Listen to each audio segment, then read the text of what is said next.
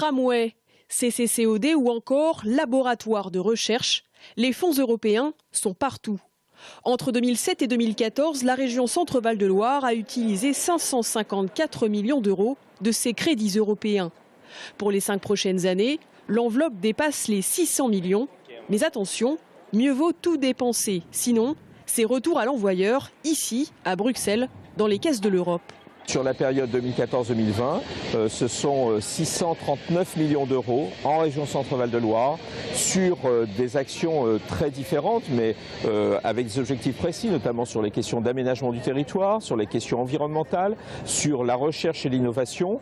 Par exemple, l'année dernière, donc ce sont 23 ou 24 entreprises en région Centre-Val de Loire qui ont bénéficié de 6,5 millions d'euros sur des projets d'innovation recherche. Donc ça n'est pas neutre.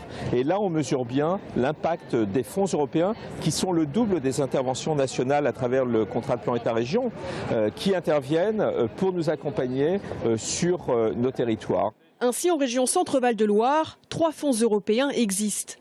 L'un, destiné à développer l'innovation, la recherche et la formation. Crédit alloué jusqu'en 2020, 254 millions. Un autre, uniquement dédié au développement environnemental autour de la Loire, 33 millions. Enfin, la plus grosse enveloppe est attribuée au développement des territoires ruraux qui bénéficient de 346 millions d'euros.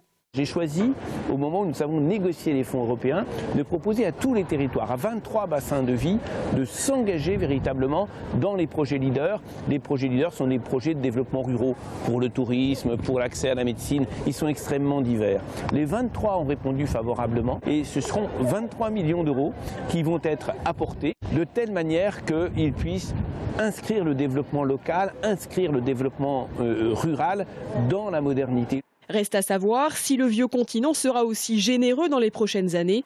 Brexit oblige, l'Europe ne pourra plus compter sur la contribution du Royaume-Uni.